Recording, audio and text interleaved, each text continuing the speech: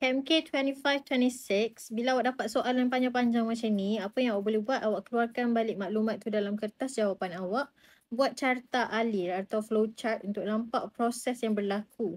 So initially, kita ada satu gas yang mempunyai pressure asal 0.303 megapascal. So what happen is that the pressure will drop to a new pressure which is 0.177 megapascal. Okay, so yang ini saya akan label sebagai P1, yang ini P2.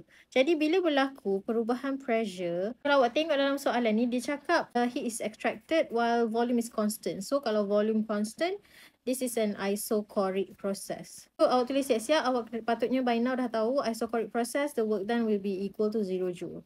Ni maklumat yang kita dapat daripada ayat yang pertama. What happen is that kalau isochoric process, volume is constant. So maksudnya saya boleh cakap yang volume 2 ni, kalau saya compare dengan volume 1, dia adalah sama dengan volume 1. Ini je maklumat kita dapat dari ayat yang pertama. Seterusnya, the gas will undergo another process yang menyebabkan volume dia increase. So bila ada proses baru, awak tambah lagi satu arrow. Apa proses ni? Okay, kalau kita baca dalam soalan, dia undergo expansion at steady pressure. Jadi dari perkataan steady pressure, iaitu bermaksud pressure tidak berubah, itu adalah proses isobaric. For isobaric process, pressure will be the same lah.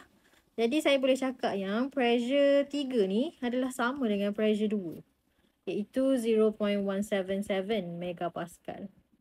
Bila berlaku isobaric process ni, apa yang berlaku adalah volume will increase. Tiba-tiba dibagi pula nilai volume 2 dengan volume 3. Volume asal kita adalah 300 times 10 to the power of negative 6 cubic meter. Akan expand kepada 500 times 10 to the power of negative 6 cubic meter. So inilah pula maklumat yang kita ada. Finally dia cakap temperature returns to its initial value.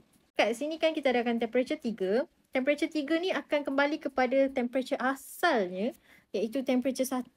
Okey, temperature 1 ni kita tak tahulah nilai dia, tapi kita boleh je cakap dari sini temperature 3 ni adalah sama dengan temperature 1 berdasarkan ayat terakhir tu. Return to its original value.